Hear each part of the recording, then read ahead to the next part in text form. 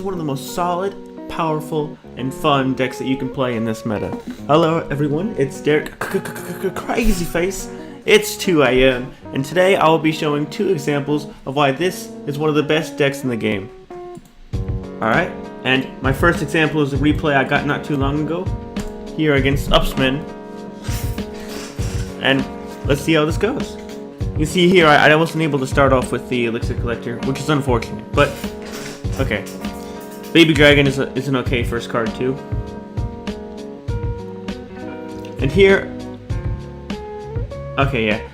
I didn't spend the log just because I was more interested in getting an Elixir advantage instead of just, you know, two for 3 isn't bad, but sometimes I really love defending with troops instead of spells, so that they still have to deal with it when it's on the map. And okay, here you can see it.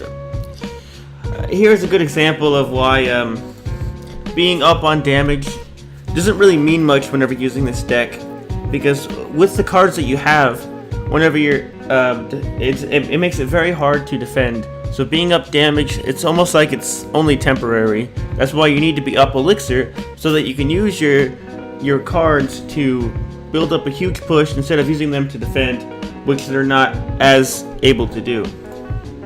Alright, so see, I'm definitely I'm not happy with this position I have here. For a second ago I was up damage but down Elixir, and now I'm down both damage and Elixir, so it's not so good. I do have a Baby Dragon on the map, but that doesn't matter very much. I think I play the minions behind. No, okay. See here, the number one thing I want to focus on is putting my Elixir pump down.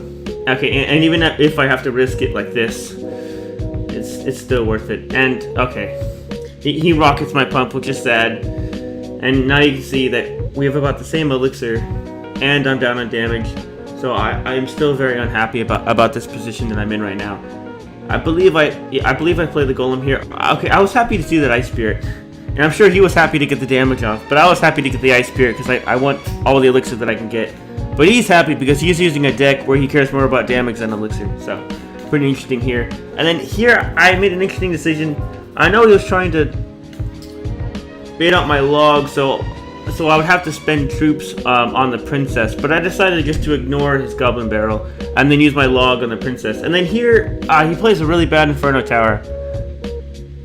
I think his idea was probably that he wanted to get me early before I could spend lightning on it. But since I have Electro Wizard, that was not difficult to deal with now. And if you look at this, it's just I'm getting so much damage off here. It's I've now gotten in the lead with this all because of his poor defense. Honestly, it's all because of his poor defense.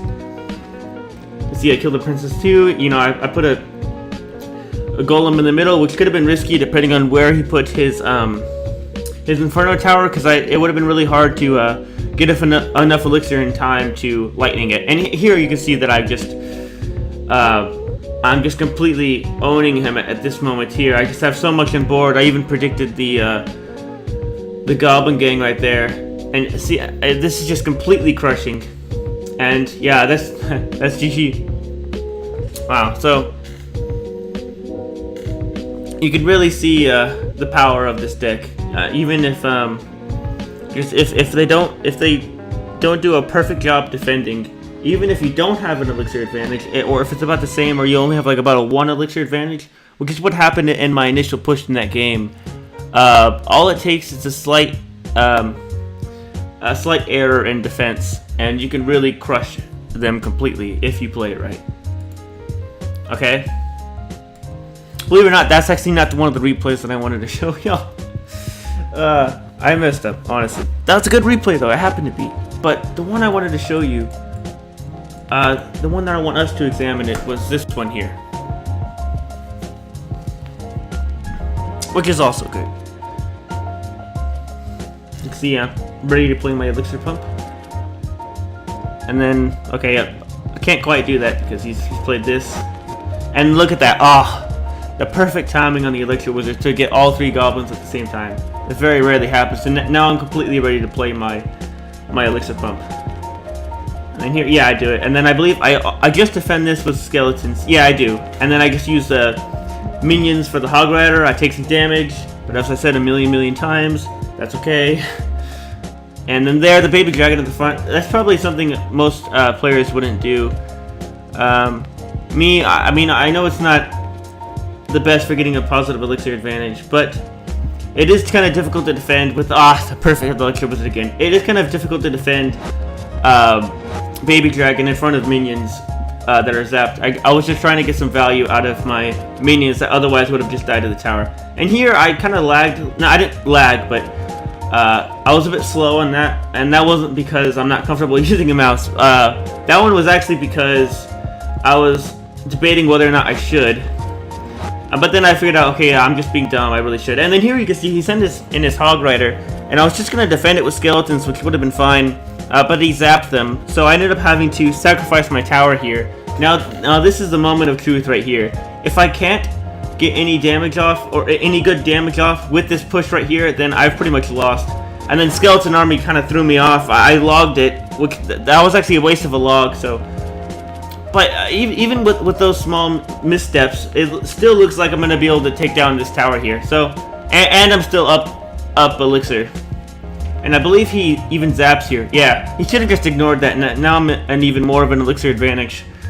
And this should be really good for me. Let's see how this goes. I believe I just play Golem at the back. It's good for me. And then he goes with this big, scary push. And, okay. He's going to get a lot of damage off here. And he completely killed my Elixir Wizard. And then my minions are going in front. So, maybe it was a little bit too risky to play my Golem all the way at the very back there. It might have been a better idea to place more towards the front so I could soak up his attacking. Okay, and then here, this is very interesting. I placed down a second Golem instead of trying to support my first Golem with anything. What I'm kind of relying on is this baby dragon. Sorry, I was pointing at the screen. I just realized I can't see it. I gotta use my mouse.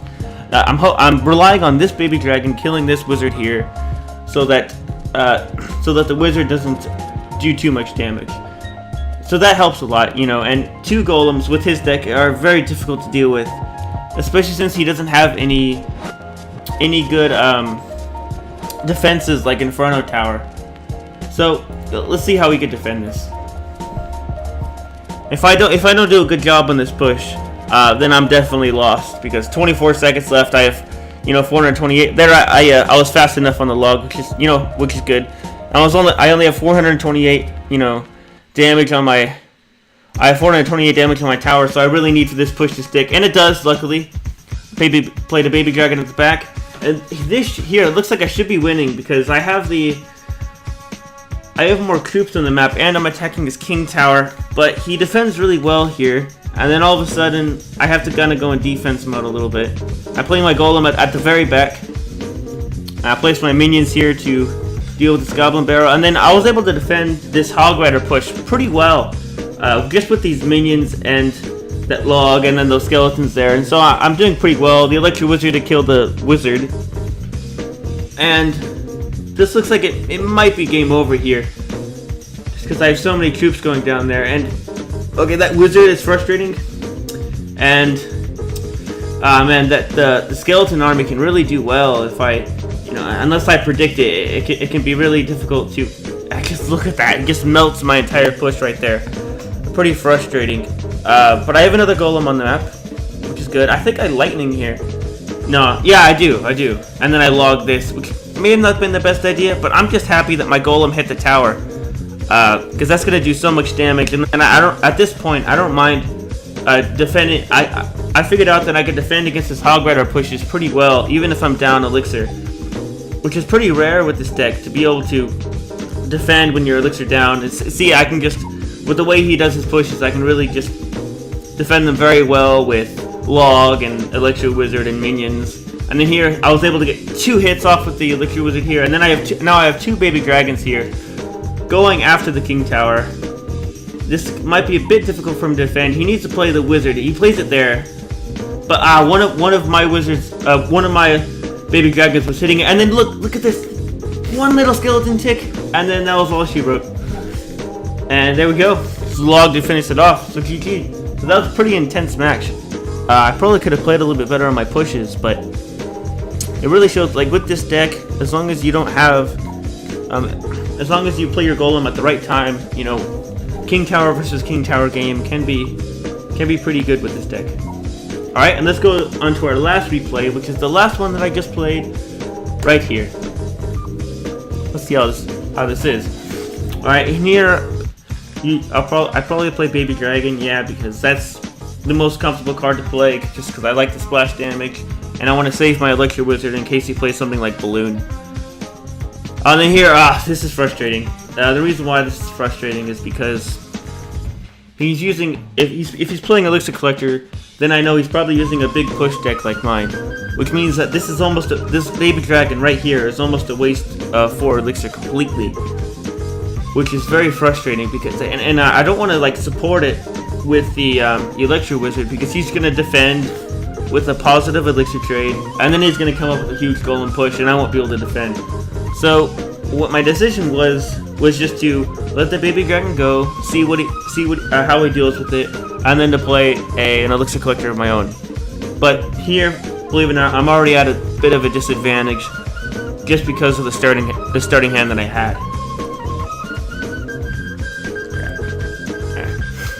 Here, I believe I just played the Elixir Collector.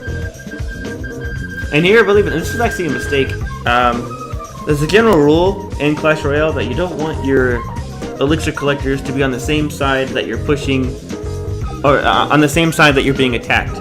And since my Baby Dragon is already on the right side, that's definitely the side that he's going to go for. So I should have played my Elixir Collector at the bottom left here instead.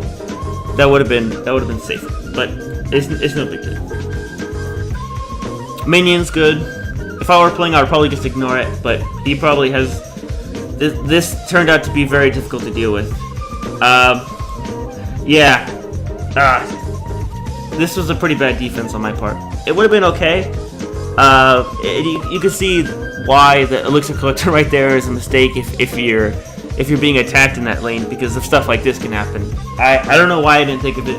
I should have played my Elixir Wizard further up to about over here instead, so he wasn't in range of lightning. What is good about my defense, though, you know, if the Elixir Collector wasn't there, is that I didn't sacrifice my troops to help defend against his troops. In this case, since he has a Lumberjack and the minions, it would kill my Elixir Wizard so fast. So what I had to do was just wait for them to kind of be locked onto the tower, then play my Elixir Wizard, and then play my minions on the side. So yeah. So yeah, I'm definitely losing here. I'm down damage and elixir, so it's not good. It's not good. And then here, I don't really have any better option than to play my Golem, I believe. If I try to cycle back to my Elixir Collector, I don't know. I might not have, at that point, I might not have time to make a comeback without getting any pushes in. And then here we go. He goes with the Elixir Collector, not a bad move. And it gives me some slight chances because that means that maybe I'll have an elixir advantage by the time my Golem gets over there and, you know, his pump isn't fully used. And here, okay, I play my Baby Dragon and my Skeletons. Pretty good. The Lumberjack is extremely good against Golem. This looks really bad for me. He plays those minions really well to take out my Baby Dragon without them taking any damage. And then yeah, this is just bad. I lose this tower completely, and I'm at a slight elixir well, pretty big one actually, whenever you consider. Okay, look, this is very important. Notice how I didn't lightning them. You know, I didn't put my minions on them. I waited for them to attack my King Tower, and then I played the minions on the side of the Baby Dragon so they didn't get killed. So I'm sacrificing tower XP in order to save my troops, which is kind of the entire idea of this deck here, or any deck with Elixir Pump. And here this log was actually pretty. This log here was actually pretty useful, in preventing a lot of damage on my towers. So that's good. So I'm defending well, but it still looks like I'll probably lose. You know, he places this Golem here. And unfortunately, he doesn't have anything to deal with my minions here, because he doesn't have his Baby Dragon or his minions in hand. So I'm able to decent value here. And look, this is going to be very... Yeah, that lightning. That was a huge mistake by him. Although it looks promising, because now my king tower is down to 926. He did give me a lot more chances than I would have had, you know. But still, it looks bad for me. It looks bad for me. But maybe if I can get some really good value out of this baby dragon and these minions, and then build up a push after that, I might be okay. Let's see how this goes. See here, I believe I play minions here just because I know he doesn't have anything like Fireball. Well, I'm pretty sure because he hasn't played anything like that yet. And then here you can see that he had to sacrifice, because he didn't have his baby dragon in hand, he had to sacrifice his lumberjack and his minions. Those minions probably didn't need to be played. It was probably a bit of a waste of 3 elixir, which again gives me more chances. And you can see, you know, my last chance here is just to, with 43 seconds left, is to play this golem at the very back. And if this golem doesn't make it through, then I've lost the game. So let's see how this goes. See, I'm sacrificing even more damage on my king tower. Now it's at 793. It's really dangerous. I think that should be 2 lightnings and a log. So see how he deals with it. He doesn't lightning though, which is probably a smart move because my golem pushes can get there really fast. Here he lightnings here, which is an okay move. I'm not quite sure about that one. As you can see here, I'm actually with this golem, I'm actually able to defend it extremely well. With all of my high DPS troops, you know, with my golem still on the map there. And also what I can say is that this Elixir Wizard here was a mistake. Well, it wasn't a mistake to play it, but I played it kind of right on top of the baby dragon here, so that he takes damage when he didn't really need to. I should have just played him like right here. But okay. So, still looks scary for me, but I feel like my chances have increased. And if you just look at this, all of a sudden, okay. If he just had Fireball, I would be done here. But he doesn't have it in his deck. He plays Log there, and then he plays his minions. This is just crap. Look at all this. He has nothing. I play Lightning, and then I play Log.